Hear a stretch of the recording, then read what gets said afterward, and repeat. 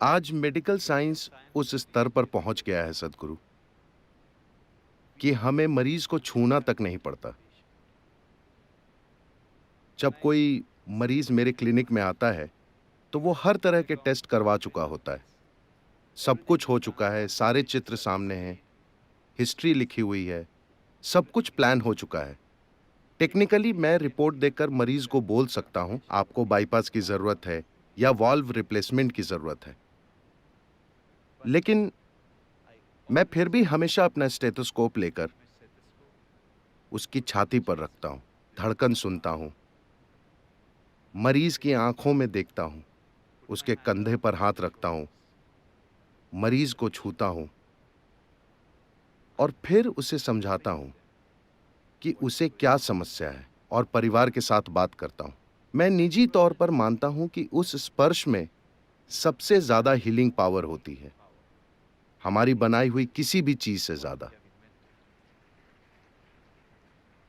क्या आप इसमें विश्वास करते हैं स्वामी जी? देखिए, हमें एक बात समझनी होगी। ये सच है कि हमारा एक हिस्सा मैकेनिकल है, मगर कुछ दूसरे आयाम भी हैं। अक्सर मैकेनिकल हिस्से में गड़बड़ी इसीलिए आती है क्योंकि हम दूसरे आयामों पर ध्यान नहीं देते। उनके जीवन में कमी यह है कि उनके जीवन को कभी छुआ नहीं गया।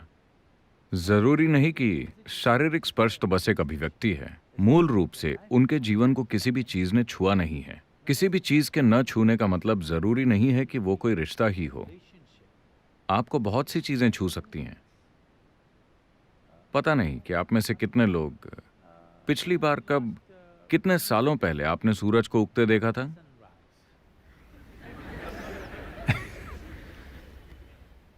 या ढलते देखा था, या चांद को उगते देखा था? मैं कह रहा हूं कि आपको कोई भी चीज स्पर्श नहीं करती। पिछली बार कब आपने किसी फूल के खिलने का इंतजार किया? कभी नहीं। आपने पिछली बार कब ध्यान दिया किसी तितली पर या पत्ते पर या फूल पर या किसी और इंसान पर?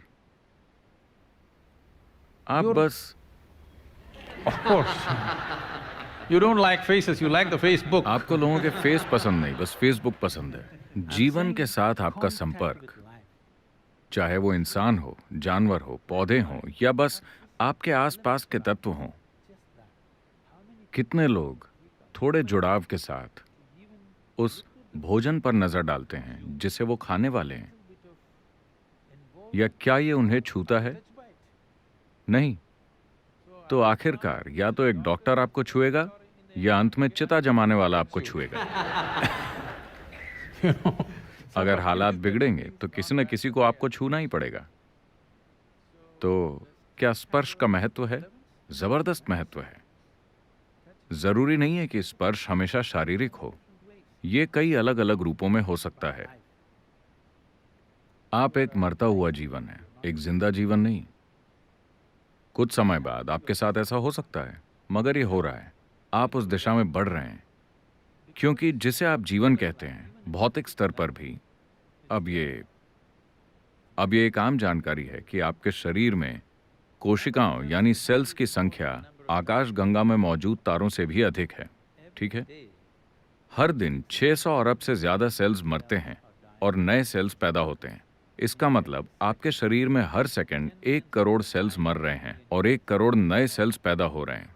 अगर आप बस पुराने सेल्स को आप छोड़ दें, अगर आप सिर्फ हर सेकंड अपने शरीर में पैदा होने वाले 1 करोड़ नए सेल्स पर काबू कर लें, उन्हें ढंग से व्यवस्थित कर लें, उन्हें ठीक से बनाएं, अगर उनके बनने में आपकी कुछ भूमिका हो, अगर ये तय करने में आपका कुछ प्रभाव हो कि वो कैसे पैदा होंगे, तो आपके दिल को ठीक किया जा सकता है, दिमाग को ठीक किया जा सकता है, हर चीज को ठीक किया जा सकता है, क्योंकि आपके पास हर सेकंड अपने जीवन को नया रूप देने का अवसर है। मगर चूंकि आप जीवन से पूरी तरह बेखबर हैं, जब मैं कहता हूं जीवन से बेखबर, मैं चाहता हूं कि आप इस पर गौर करें।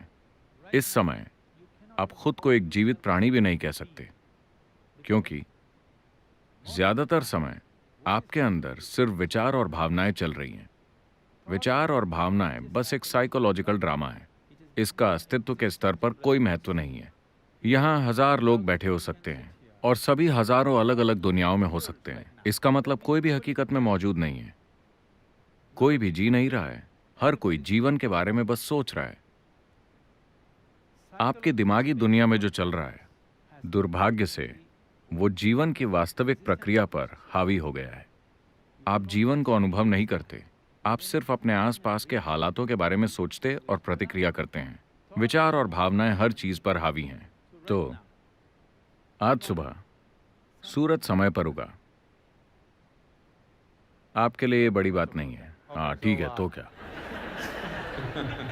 No, you नहीं, need to आपको understand. समझना चाहिए, अगर कल सुबह सूरज नहीं होगा तो 18 घंटे में इस धरती पर लगभग सारा जीवन नष्ट हो जाएगा।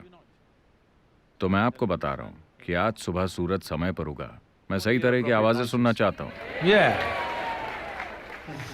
सौर मंडल में कोई ग्रह किसी दूसरे ग्रह से नहीं टकराया। पूरे ब्रह्मांड में कोई दुर्घटना नहीं हुई। इस अंतहीन ब्रह्मांड में कोई दुर्घटना नहीं हुई। सब कुछ बढ़िया चल रहा है। मगर आपके दिमाग में एक बुरा ख्याल कीड़े की तरह कुलबुला रहा है, और ये एक बुरा दिन है। मैं कह रहा हूं कि आपने जीवन का नजरिया पूरी तरह खो दिया है। आप ये भी भूल गए हैं कि आप वास्तव में क्या हैं। ये एक तरह का पागलपन है।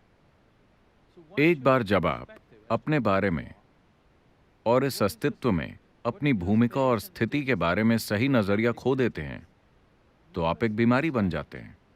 किसी डॉक्टर को यह डायग्नोज करने की जरूरत नहीं है, ये पहले से ही चालू है। किसी दिन ये ऐसे स्तर पर पहुंच जाएगी जब उनके इंस्ट्रूमेंट से स्पर्श उन्हें इसकी जानकारी देंगे। मगर ये बीमारी चालू है, ये प्रक्रिया जारी है।